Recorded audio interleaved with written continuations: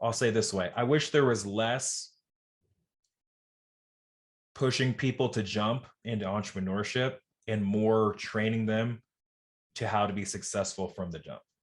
There's so many motivational speakers and they're just saying, take the leap, take the leap. And I'm like, yes, take the leap. Don't be stuck in inaction. But there's a little bit of training we need either immediately or before you take that leap. So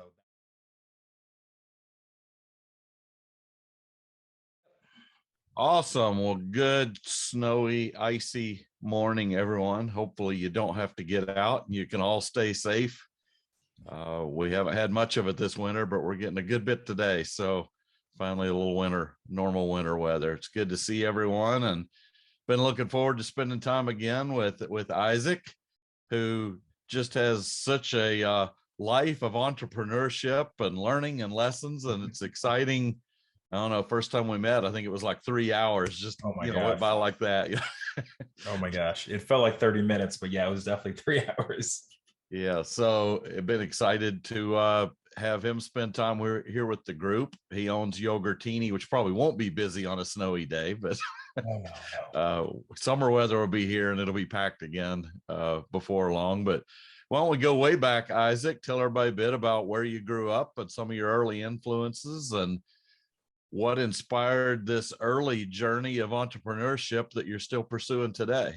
Sure, sure. Well, first off, it's good to see everybody. I don't know everybody in the group, but good to see you and good to be seen. Thank you, Randy, for having me. And I think about that time with you at Pilgrim Coffee quite a bit. I'm still pulling out little nuggets from it that I heard from you and just been resonating with me. So I really appreciate the time still, even though that was a couple of months ago.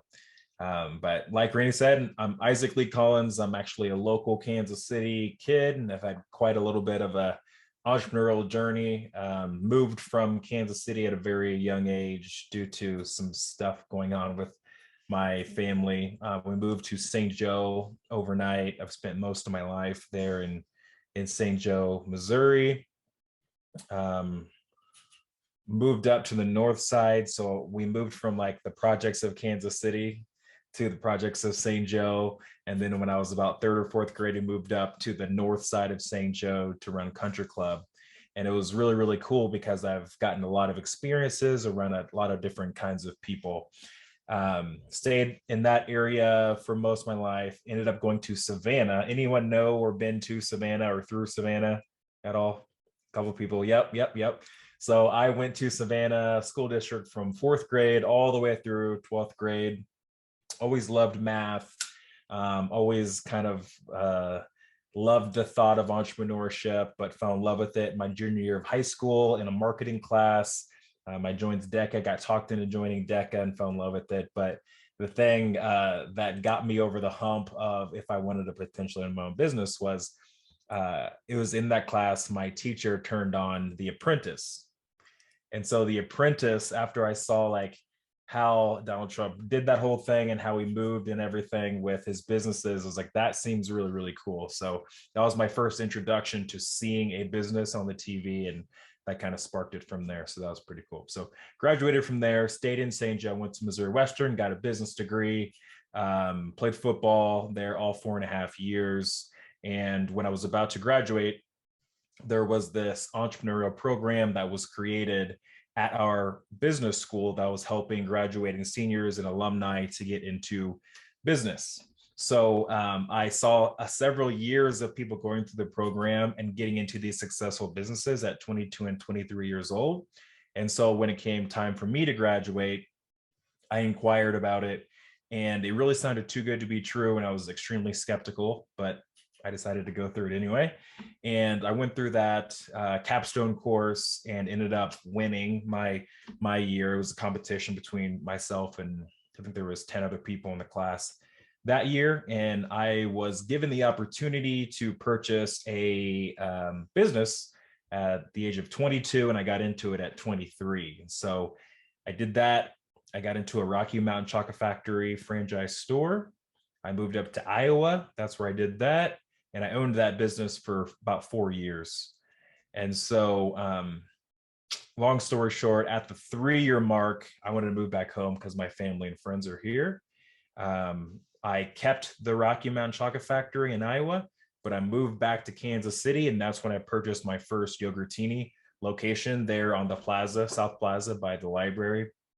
And to this date, and we'll probably get into more details my time in Kansas City, I've been blessed to own, in the span of about 10 years, 8 businesses. So 7 for-profit and 1 nonprofit business, with my passion project being this coaching business that I started last year. So since I've had a lot of failures and a lot of success, I'm taking both of those baskets and creating a curriculum and a coaching program that's helping new and aspiring entrepreneurs to get into business. Because if there's any business owners out there, it is hard. It is hard, hard, hard. And so if I can help them shorten their learning curve, that'd be awesome. And that's my way currently to give back, when I had so many people that helped me get started in business, starting from the mentorship from my parents, going all the way to my mentors in college. So that's my little deal there. There's a lot in that little deal. You've had a lot of experiences, but you hit on something right there where you talked about success and failure. And for entrepreneurs, that's different than folks in corporate life. What defines success for you as you go into a business and as you think about buying and running a business? What's your measure of your success? Well, to me, it just comes down to value add. So can you actually add value to, well, in multiple ways? If you're in business, then you're selling a product, or you're selling a service. So is that product or service adding value to the person who's trying to purchase it, is the first thing.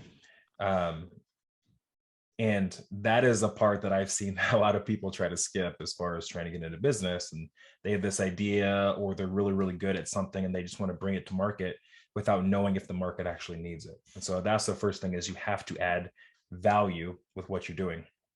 For me, maybe it's because of my parents or circumstances we had growing up, but I'm also a person that's like, if you're going to do something, it needs to add value to the people around you as well. You don't want to just have all this money and do all this stuff and not positively bring people with you, and make their life better. So that is something that I put into practice early on. And early on, I wasn't great at it. I mean, I had so many people failures. I mean, my first 2 employees I fired through text message because I was too scared to actually have the conversation with them. Like, I was literally terrified. One of them I tried to fire in person. This was when I was 23 years old, 2 months in, and it just wasn't working out. So I sat down with them, had every intention to fire them. And about about 45 minutes into this conversation, I chickened out, and I just sent them, out on the floor to work. And then it continued not to work out with that person. Obviously, that's why I was going to fire them. And about 3 weeks later, I just said, hey, don't bother coming into work anymore. And I fired them through text. So not a great time in my life, but I've used failures like that to get better, to respect people a lot more in the workplace, and also be more upfront and have expectations. And I pride myself on being able to, empathize with where people are at, also hold them so much more accountable than I was back in the day. So it's a very synergistic relationship. So that's value to me. You need to have value in your product or your service, but also value added to the people that are around you, from your customers to your employees to your vendors, etc. There's so many folks that would look at what you've done and say, okay, this guy's bought 8 businesses and that's awesome and that looks fun, but they never muster the courage to go do it. They think it sounds cool and they dream about it, and someday I will, but someday never comes. And so what was unique about you that helped you find that courage and make that first leap? And then why a Rocky Mountain chocolate factory in the flat cornfields of Iowa? I get that question a lot. I can't wait to get to that question. So the first one, for me, just, I think it was how I was raised. So, I lived, if y'all are all from Kansas City, I was born at True Medical Center. We lived over Independence and Paseo, lived in the projects, and a lot of my family were over there as well. And so I saw a lot of the plight that goes on in the Black community because we were a part of it. And that's why we had to overnight leave to go, or flee, if you will, to St. Joe. And so going there and being amongst that, and then going to St. Joe and being around a very different community, I have seen so many different variations of people groups: Black, white, old, young, suburban, urban, rural. Because if you guys know Savannah, it's very rural with only 5,000 people in the town. And so I've seen so many different people groups when it comes to that. And so I had a lot of different experiences. And for me, my parents kind of built and instilled in me and showed me the ways of how the normal person, I guess, would do things versus how they wanted it for me. My parents always wanted me to have more than they had, which, you know, as a new dad, I think that's an obvious. If you have a child, you want better for your children than you had. But I got a chance to see the life that they were living when we came back to visit in Kansas City. And from a very young age, I saw that that wasn't for me. That's not the life that I wanted to live, because we got to escape that and get to a better situation with a lot of help with from the people that were around us. So I saw better. I knew better since I was being taught. And so I ended up striving and wanting to do better. So I think that's where that started for me, is, you know, my parents being these entrepreneurs at a young age in a legal sense, and then transforming that to be devout Christians and very upstating citizens, and, you know, connect to their church, connect to the local community. I saw the benefit that could happen in how they were mentoring others and how others mentored us. And so I strived at a young age just to be that. So that's a lot of the characteristics of an entrepreneur. And I think that's where that started. And that's where I strive to do that. As far as the Rocky Mountain Chocolate Factory, the partnership we had with my college was a three-way partnership. So my benefactor's name is Steve Craig. He donated $5.5 million to Missouri Western's business program to get it accredited and to start the program that he started. He owns super regional malls. So if you all have been to LA, he owns Citadel, which is one of the nicest malls in the US. And so in a lot of his malls, he actually has Rocky Mountain Chocolate Factories in every single one. So he has made good relationships with at the time, the president and the VP. And so he had this idea to start this class to help graduating seniors get into business. So it became a three-way partnership between himself, Rocky Mountain Chocolate Factory, and Missouri Western to create a course where we learn how to run a business the entire semester and then pitch it to a board of judges at the end. And if we win, Steve is our bank and he backs us to start a Rocky Mountain Chocolate Factory franchise. So I do love sweets. I probably would have chosen something like that regardless, but it wasn't like I had a chance to choose what I wanted to get into. Like Steve said, it was more of the stepping stone to be able to get on the game board, as he says, and build up your war chest of $100,000. And he said, if you have 100 grand, then you have options to do whatever you want. And so that was my sole goal my first 4 years with that business. Wow, that's cool. And that really came about through school. So that's really awesome that school helped create that opportunity. Yeah, it was pretty crazy. To this point, there's only one other college that's doing that, and they mimicked it from us. I believe a school in Idaho. So it's a pretty cool program. Wow, that sounds like a great program. Let's go to Steve. I believe he has a question. I think Isaac has already answered it, talking about the St. Joe mentor. Just a fascinating person and an incredible mentorship. You have anything to add to that story that would be valuable to the group? Yeah. So thanks for the question, Steve. And just, you know, consequently, my mentor's name is Steve Craig. If you guys want to look him up, he actually is a Savannah kid. So years and years before I went to Savannah, Steve Craig went to Savannah. He was an alumni there, and a lot of his friends now work at St. Joe. So that's his affiliation to St. Joe. His business is Craig Realty Group out in, he lives in Newport Beach. I think they're stationed in either Newport or Huntington Beach.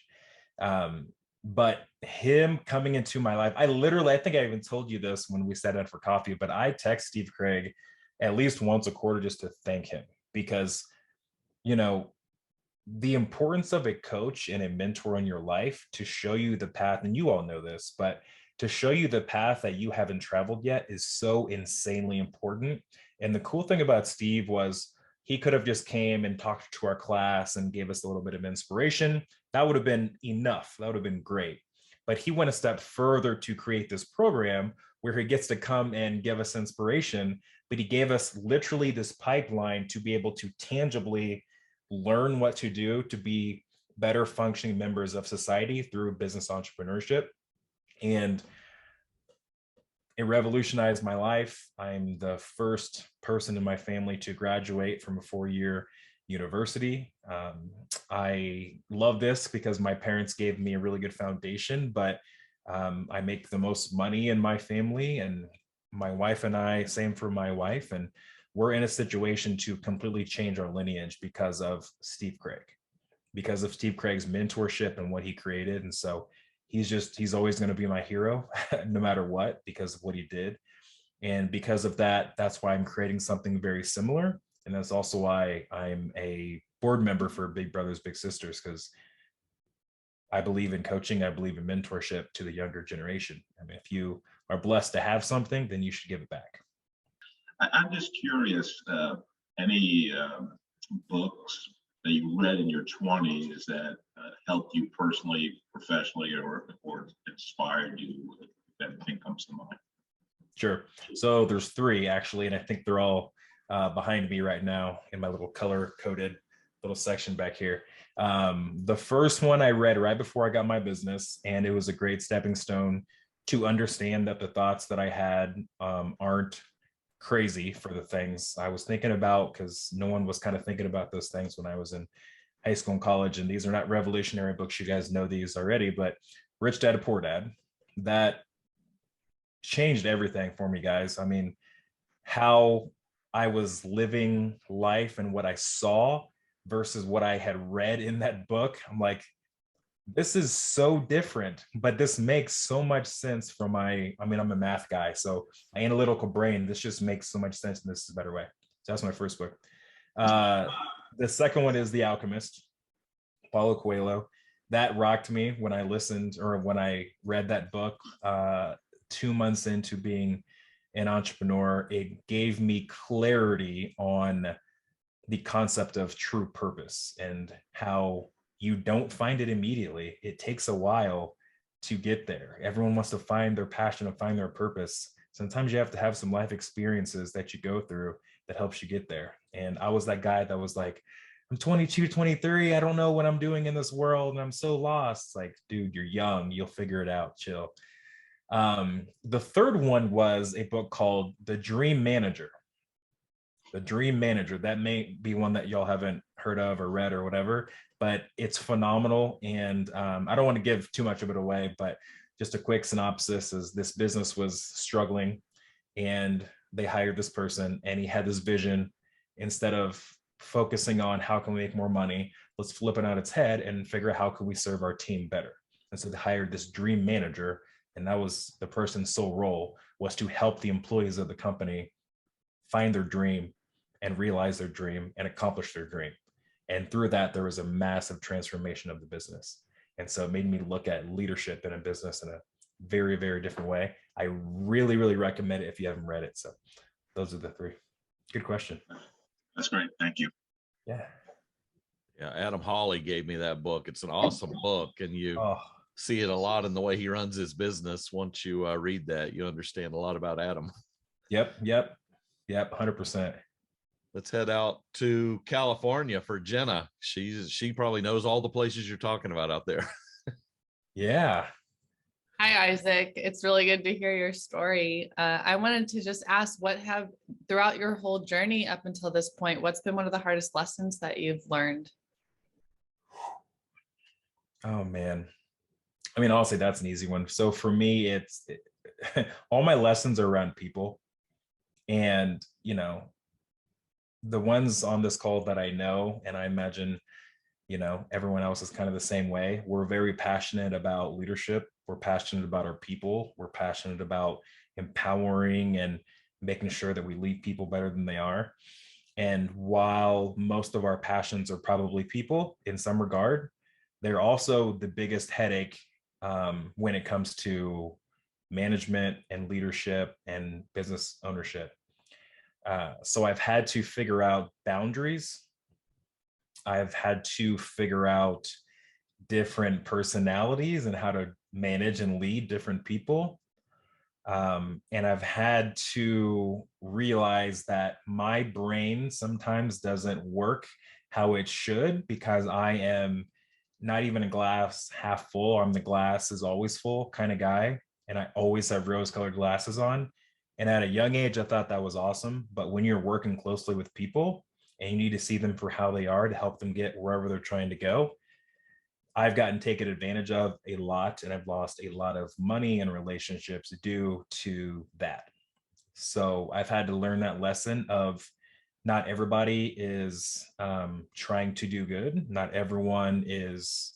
I do think that people are doing the best with what they're given and where they're at currently, but I don't feel like they're definitely trying not to reach the standard that I have for my life and the standard that I put on them.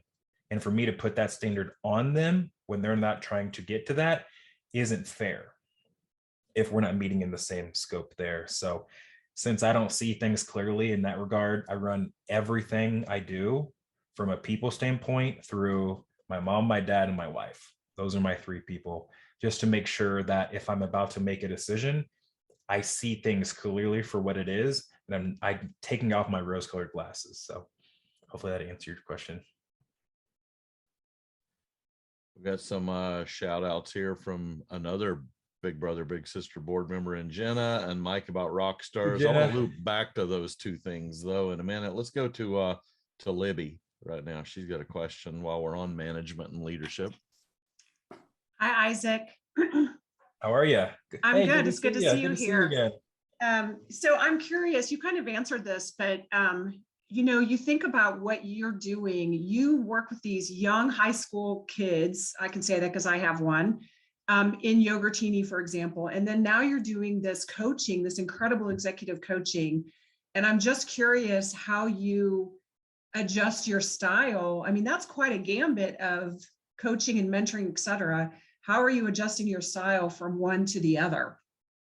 Like, what's the difference, Yeah.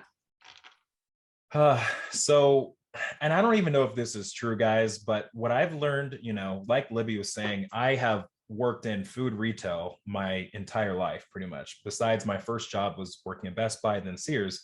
I, at 18, started managing an Olive Garden. So I've been in management in food retail, brick and mortar, for 15 years. And it's always been people who were 15 to about 22, 23, 24. And managing someone like that versus someone who's a little bit older is different. But I feel like if you can manage the younger generation and motivate them and empower them to actually show up and do the work when all they care about is getting a little bit of money for gas and food and sometimes alcohol, then you can kind of motivate anyone. It is very different, I will say, because there's different demands there. But what I've kind of seen, especially being a parent and talking to a lot of parents in youth groups and church groups and connect groups and all these kind of things, and reading a lot of books, I always like to combine having a good amount of accountability, like holding them to the fire for what they said they were going to do or what they signed up for, but also having a lot of empathy and grace. And in every single person that I've led or I've managed or I've worked with, that has been the best time. And when there has been a separation of expectations and when things have failed, I either had a breakdown in accountability or it was grace. Either I was giving too much or not enough, and they weren't working together perfectly. And so, managing younger kids is really, really hard. It's little easier for me at least, to manage and lead someone who is older, and also to work with my clients who are older. Right now, my clients are anywhere from 25 to, I have one that's 55. And it's easier because they're in the workforce, and the money that they're trying to make is their livelihood. So they're taking what we're talking about so much more serious than a 15, 16, 17-year-old who, hey, they might really understand what we're trying to do here, but sometimes they just don't care. So that is hard, and that's where that grace comes in, but also knowing, like, I'm very firm and I don't mess with firing people now, because I have a very clear set of rules and how things work. And while we give empathy and grace, if you don't do what we signed up for, especially after a couple conversations, then I'm quick to eliminate that person and set them free to find a job that's going to be a better fit for them. So yeah. You know, you've hit on it a couple times, and I want to loop back to, you know, you're involved in bigs, you've done rock stars. And I know you and I talking, it's a really big deal to you for your businesses to have a sense of purpose and to make a difference in the community. And you love to weave those together in your life and in your business. How do you communicate that sense of purpose to a 16-year-old or an 18-year-old? And do you find it matters? Does that span generations? You know, are you able to get people geeked out and excited about the purpose of the business because of what's in you? Sure. So that's been pretty much my sole focus over the last 10 years, is figuring that out. I have had an uphill battle trying to figure that out. Last year, I joined the Missouri SBDC program Scale Up, and that was my sole focus that I worked with through my coach, is how do I get these kids to care about what we're doing, whether it's them connecting to the mission or the vision, or finding something inside of them that makes them care a lot more. And I don't know if I have a solution yet. We've definitely gotten better at it. What does not work in that scenario is creating a beautiful mission vision statement and then shoving it down their throat to make them believe it. I tried that for years and years and years. What I found with them is, and what I learned from the book, The Dream Manager, is, yes, you're going to have something bigger than yourself that you're doing within that business, and you have to have that. There has to be a purpose for your business above and beyond the product and the service, or there's not much to grasp onto. But within that, they have their own motivations for being there, and they have their own desires and things that they love and things that they hate. And so we've tried to take a little bit of the learning from The Dream Manager, and we read that as a team, myself and my 3 managers, to figure out how can we walk the line between not giving these kiddos too much room to roam and too much grace, and holding them accountable to what they said they were going to do. And that's been, like I said, an ongoing journey, because this isn't a linear thing, especially dealing with them. I mean, you may have a great conversation. They may be really, really good for 3 shifts, and that 4th shift, teenage life happened. And so just because you're an empathetic person doesn't mean you can just continue to let people off the hook. So walking that fine line for us is kind of where we've been. And just showing up with the passions we have. I mean, passion is contagious no matter what. So if we show up fired up for the business, we find it that they catch our fire as well. And so we talk about our mission, we talk about our vision before, after every shift. And then also understanding that each person has their own mission and vision in life in that current stage that they're in, that we like to honor as well. Yeah. And I'll say also, trying to put them in situations that they actually want to be in based off the skill set that they have. So we'll have conversations with all of them. Like, we have promoted people to do photography and videography in our store because that's what their passion is. We have had people be the ones just in the back stocking and that kind of stuff because they're not as much people. In my business, you have to work the counter at some point. But if there's 2 of you and one of you is better at this job, you do this and you do this. And that's helped them show up more excited instead of trying to force them to do something that they don't want to do for an 8-hour shift. Like, okay, do this for 4 hours and this for 4 hours, and they're way happier about that.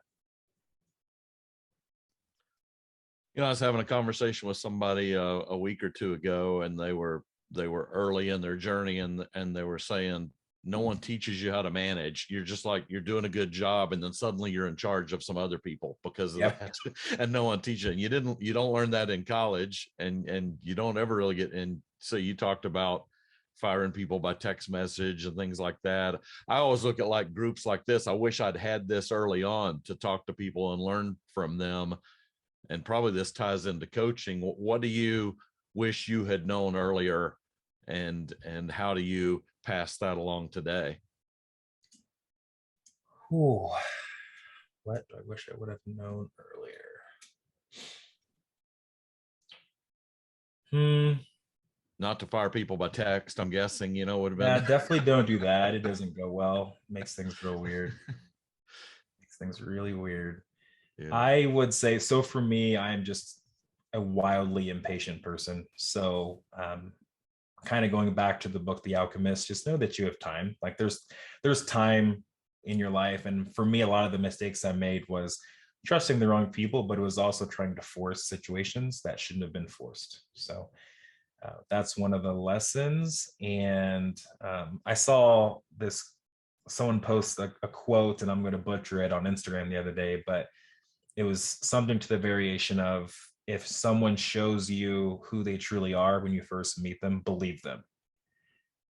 Going back to me having rose-colored glasses, I'm so bad at seeing someone, seeing their flaws, understanding where they're at, but me putting on them that they can ascend to this level of some expectation I set for them. You just got to meet people where they're at, because sometimes they're on that journey up. Sometimes they're just chilling. So let's jump into the coaching business now, sure, because now's your chance to go share all the things you've learned on this journey and that others shared with you. Talk about what inspired you to launch the coaching business, and how do you create that out of all of this entrepreneurship, and what are some of the early things you've learned as being on the coaching end of the relationship as opposed to the mentee end of the relationship? Absolutely. So in this group here, how many are small business owners or aspire to be? Got a couple here. Yeah, got quite a few here. Good amount. Okay. All right. So for all of you who raised your hand or some sort of a small business owner, I imagine you have the same experience that I did, which is, if you're owning a small business or you just have any kind of competency, people approach you because they want to pick your brain. Like, hey, can I borrow some of your time? I got a question. Or, hey, can I pick your brain? I want to ask you this or that. When I came back to Kansas City in 2015, probably around 2016, when I started getting some success here in the city, I was getting that a lot. Again, my family's here, my friends are here. And so I would get all those texts and calls whenever they had a business idea or whatever. And cool, yeah, fine, I'll do that. Coffees, texts, video calls, whatever it is, answering different questions. And for about 5 years, I did that for free because I was running my Yogurtinis and I didn't have a coaching business and didn't even want one at the time. And what I saw was there were very similar questions that kept popping up. And it was something that, since I had been in it for several years at that point, were day one stuff to me. But I remember those days of trying to figure those certain things out. So fast forward right before the pandemic, it was December 2019 and January 2020. I had 2 friends approach me, and they wanted me to help them with their business plan and to start a business. And for most other people who had approached me, it was just kind of like they asked a question and then they wouldn't do anything with it. And they may come back a year later and ask the same question and wouldn't do anything with it, and so on. Well, these 2 did something with it. And I helped them grow businesses that are wildly successful today. One of them is a group of friends who wanted to purchase Yogurtini that I had turned down in Legends, Yogurtini Legends. And I turned it down, and they, brought the idea to me, and I essentially gave it to them and helped them with everything to get going. And now they're making a ton of money. And I got $0 from that. And then I had another buddy who was in the supplement industry in St. Joe and had a similar opportunity to get into my industry of doing ice cream. And he approached me and had some questions, and I helped him get into it. And now he's wildly successful doing a second location and soon to be a third. And I got $0 from that. And it was not their fault, but I felt wildly taken advantage of because of that scenario, because I looked back to all the time I had given up to do that out of the goodness of my heart. But you can do good and still get compensated for it. And I'm like, gosh, I just feel so taken advantage of, but it is not their fault. They did nothing wrong in this. And that's when I started having a conversation with my wife about potentially doing some sort of coaching and speaking professionally for the expertise and whatnot, experiences and lessons that I've learned through, like I said, some success and some failure. So pandemic happened, had a lot more time at home to go within. And through that time, I figured out that I could productize my knowledge, my expertise. And with my current businesses, having a brick and mortar, there is a ceiling on what sales can be, like, especially for a franchise. And I was tapping out on sales for my locations.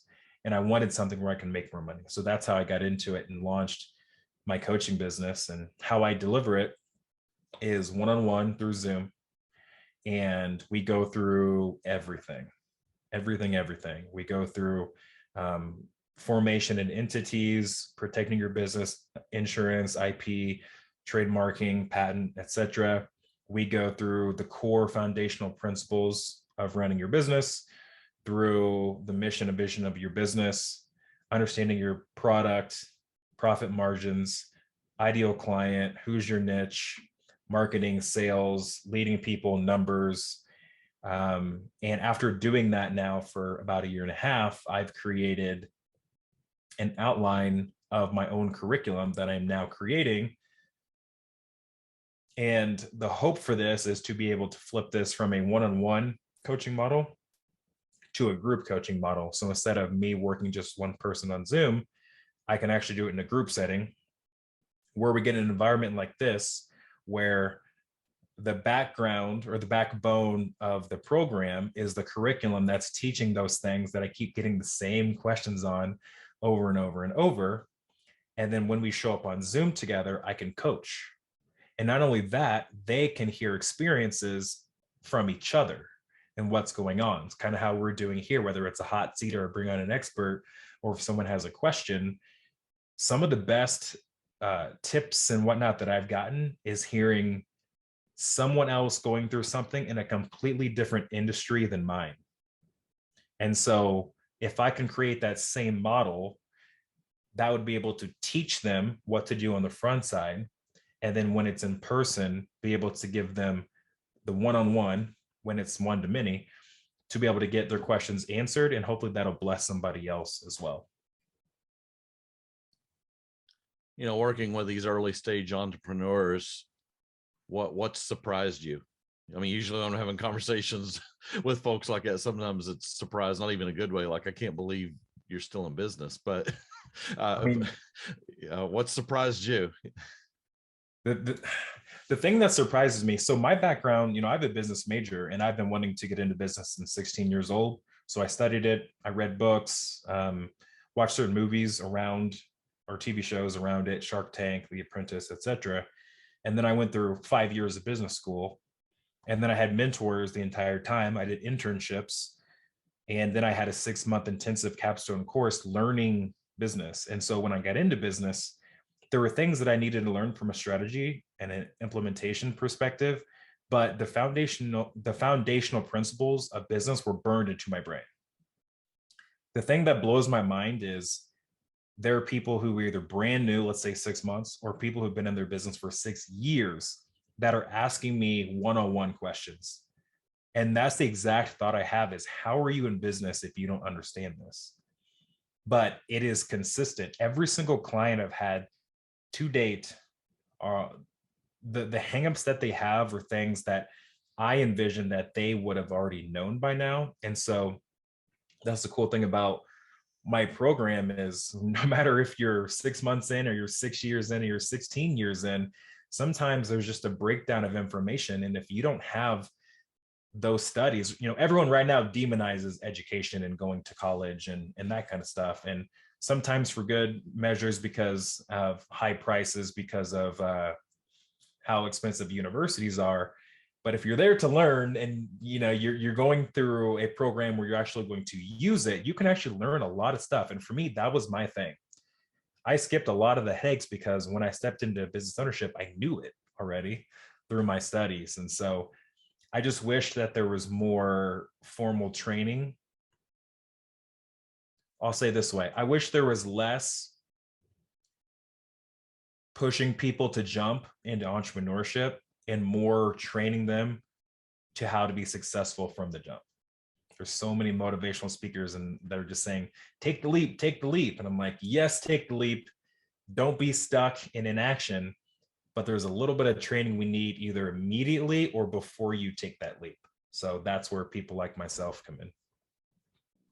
Yeah, good morning. Thank you so much for sharing with us. What's one thing you learned about your own leadership, leading a team through COVID? And then one thing you learned about your businesses through COVID? So great question, Dan. I love that. I love answering that one. We learned a lot about ourselves because a lot of the things that I'd learned about leadership to a certain extent was, things that I had known intellectually and I wasn't putting into practice as much as I wish that I would have. And so, even reading the book, The Dream Manager, a lot of those things I knew what you should do, focusing on your people and what they need and what they want, also your customers. But some of that stuff I still wasn't putting into practice. So that's what we did. We got really scared when the pandemic hit because we went down to 11% of sales in March and April, 11%. And so to my thought, I thought I was going to lose my business. And so if we're going to go out like that, then we're going to go out and doing it the right way. I tried not to furlough any people and we didn't. And so that dream manager mentality, that empathetic, focus on your team manager mentality, I finally 100% put that in play and it worked. It worked for us. We kept all of our team. We didn't furlough anybody. Right when things started to open back up, because we focused so much on our customers and our employees, our sales exploded again because they wanted to support us. I learned that as an entrepreneur, you own the business, but you are an employee of your team. Like you are, in a lot of ways, you come last and they have to come first. And so a lot of times in my businesses, it was how do I pour into them, but also how do I make the most money possible? And I really flipped it into how do we ultimately give our customers every single thing that they want? And how do we make our employees the happiest that they can be so they don't leave us, but also so they're happy inside the business? And it benefited me more than it ever had in that time. So that response felt a little word vomity. It wasn't very clear, but hope you guys got something from that. Jay is asking, and I can type it here in the chat, is there a website for the coaching business, or what's the best way for people to reach you? Sure. Yep. So you can go to my website, www.isaacleecollins.com, or you can connect with me on any social media platform at Isaac Lee Collins. And for me right now, it's very informal until I launch my big program. We can just have a conversation, an action plan call if you want, if you will, just to see if I'm the person to add more benefit to what you're trying to do. And if I'm not, then I have amazing people I'm connected to that I can refer you to.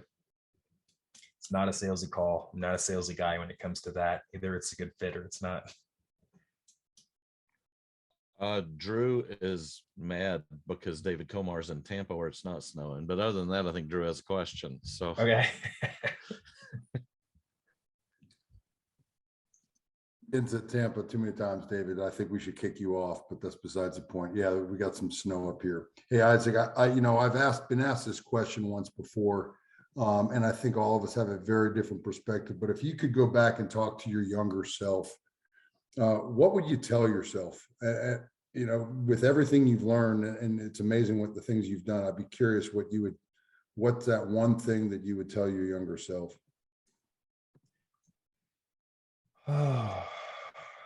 Well, I'll tell you the first thing that comes to my mind. So, my background is just everything hyper competitive, big sports guy, football, basketball, track, soccer. If we can compete at it, we're going to compete at it. If I could tell myself one thing is to be very wary of what season you're in and what serves you in the season that you're in. Because for me, I would say there's a lot of times I took that competitiveness into arenas that it didn't need to be in, and it sacrificed me relationships, but it also made me push too hard in areas that I didn't need to push hard in. I am a Christian, but one of the things that's really hard for me is surrender. And so in those spaces where I should have just kind of let things happen and saw the situation for what it was, I tried to force way too many things to happen. And in sports, that's really, really good because you're trying to earn the spot. Sometimes in business, it isn't as great, or just relationships, it isn't as great. And it took me a long time to figure this out, but not every single person is hyper competitive like I am. So I wish I would have known that at a much younger age, because when I was younger, everyone was in sports. Went to a small school, everyone played sports, everyone's competitive, or at least in that arena when they were practicing or whatever, they're competitive. But the real world is different in your little silo of your teammates. Awesome answer, thanks. Let's go to Carolyn. Hey, Isaac, thank you for sharing yourself with us today and your story. I appreciate it. Yeah, thanks for having me. I just sent you a message. You were talking about your group coaching. So check it out. I'm joining an event in March for that. And I think it's just a really cool opportunity to just get ideas. But I'm so curious about something that you said, which was, when you read books and people tell you to just jump, and do it, and they don't really build in the safety net. I'm curious your thoughts, because, you read Tony Robbins and he talks about, burn the boat, like burn the boat. You listen to somebody who I think is really smart, like Jay Shetty, who says, don't burn the boat. But where do you find the balance? I've spent 4 years building some things, working 60 hours a week at my full-time job and nights and weekends on everything else. Now I've got this opportunity.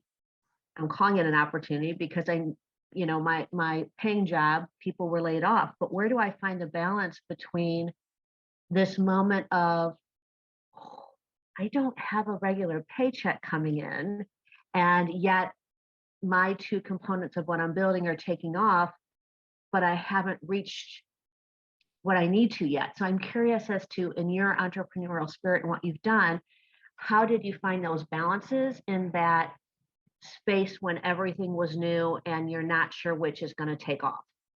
Sure. I love that.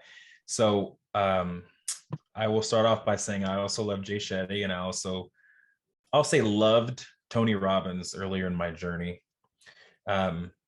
Tony Robbins and Robert Kiyosaki got me into a lot of trouble young when I was hyper focused on the motivation and the inspiration. But what I needed to be in more was the actual teaching and learning. So my favorite business coach, I guess you could say motivational speaker now, is Brendan Burchard, because he gives you a little bit of motivation, but he is teaching you. Everything that he does is teaching.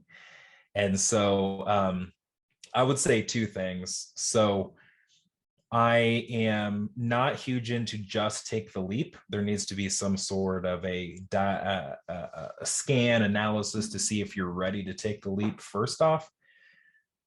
all of us are not self-aware when we're just starting to something to know that. So I love the thought of having some sort of a mentor, coach, accountability partner to help us assess if we are ready, I guess you will say.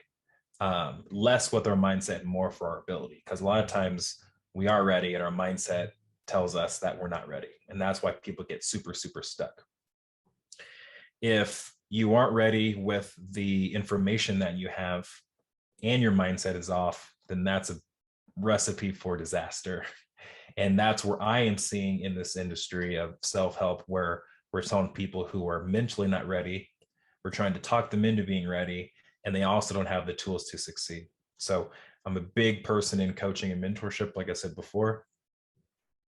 Going back to the Tony Robbins comment, I think if we are following some sort of a blueprint, a coaching curriculum, a program, reading a textbook or something that is giving us the things that we need to succeed along the journey, I am more okay with that. If you decide to jump into entrepreneurship and you're learning along the process what you need, I am so much more okay with that. So I think that is, I'd say that's okay. As far as being able to walk that middle ground, we need to be self-aware enough to know in our minds if we are in a situation where it's just analysis paralysis, or if we really feel off and stuck because we don't know what the heck we're doing. So analysis paralysis is used a lot, or imposter syndrome is used a lot. Sometimes it's because we're scared and we have real underlying issues. Sometimes because we don't actually know what we're doing. And every single one of my clients that I've had so far has said, I don't have the confidence. I don't have the confidence. If I had more confidence, I could do this. And I tell them, that's actually not how that works. It's flipped. Competence comes before confidence. And if you are competent in something, the confidence is already there. So for instance, playing sports, for me, incredibly confident. I can pick up a stick or a bat or a ball or whatever and be fine because that's my competence. My confidence is really high because of that. My wife never played sports in her life, so her confidence in it is really, really low. I know nothing about healthcare, so my confidence is super low in being able to do anything medical. My wife has worked in a hospital for 5+ years, so she can literally do anything as far as being a caretaker. So her competence and confidence is up here. So I think being able to do an assessment of that is very wise to kind of know where you stand. And that's what I do now, but it's because I understand that information. If someone doesn't have that, I'm hoping that they're researching and whatnot enough to know and get connected to some voices in their world that are teaching them along their journey. You know, you're Thank onto you. I something. appreciate that. Carolyn, you're where'd onto- you send that message, by the way, just so I don't miss it? LinkedIn. I sent it to LinkedIn. Okay, cool. Yeah, and I agree about Tony Robbins. You know, you buy in, and then I look back and I think, what? So I thank you for the feedback. I so appreciate that answer. Thank you. Yeah, you're welcome. And you know, he has some programs that are teaching you at a very high level. There's nothing bad about him, but then he has some, unfortunately, that are not teaching and they're just pump up and inspiration selling the next thing. But don't hear me talk bad about him. He got me out of a really dark place when I needed it. So he's my guy. He's one of my champions in a way. But in another regard, you know, if you're going to buy something from anyone, make sure it's teaching, not just inspiring, because after the feeling is gone, then you're left where you were before. Exactly. Thank you. Yeah. Thank you. You know, you're onto something really big though, because there's people even on this call I know I have conversations with about ideas that they're ruminating on, and you can go around, you can gather a lot of data points, but when do you feel like you have enough data and enough feedback from the market that what you're thinking about is real? What do you choose to surround yourself with as voices, both positive or negative, to help you get that real sense of whether this idea has real legs under it? Absolutely. Yeah. So actually a good scenario from that is guys, when I met with Randy, I was telling him my vision for my program that I wanted to build, as I wanted to expand it from one-on-one to group coaching, and had a community and that kind of stuff. At that point, I didn't have the competency of running a group coaching program that's paid to help more than one person at a time. And so Randy connected me with Mr. Steve Johns over there, the master of working in a group setting. And we've been meeting, I don't know, would you say every 2 or 3 weeks, Steve, for a couple months now. And we've just had some amazing conversations about that. And now that my confidence is going up and, hey, how do you run one of these things to be beneficial to a group of people? My confidence is going up, and I'm feeling more equipped to be able to launch that here soon. So seek out people who have done something similar to what you're thinking about doing to help validate your own ideas. Yep. 100%. Because the easiest thing to do is to say, I don't have enough data, and never move forward, because you'll just never have enough. I'm assuming you'll never have enough to know 100% sure. Yeah. And on the flip of what I said earlier, if you're waiting to have 100% of the data and the 100% competence and the 100% confidence, now you're waiting too long, because we're never going to be 100% equipped. And one of the sweetest things is being able to learn while you're doing it, like learning on the fly. Hey, I learned that it's not okay to fire someone through text. I also learned there's a spectrum of your leadership. So when I first started, I was this really naive young person who wanted to be friends with everybody. So I friended all of my employees, and they liked me, but they didn't respect me. When it came time to me being their boss, they didn't listen to me. Why would they? I was their friend. And so then I shifted way over here, and I was hard-nosed. I can't be friends with them. I can't like them. I can't ask them about their personal life. You're just going to do the checklist and do what I say.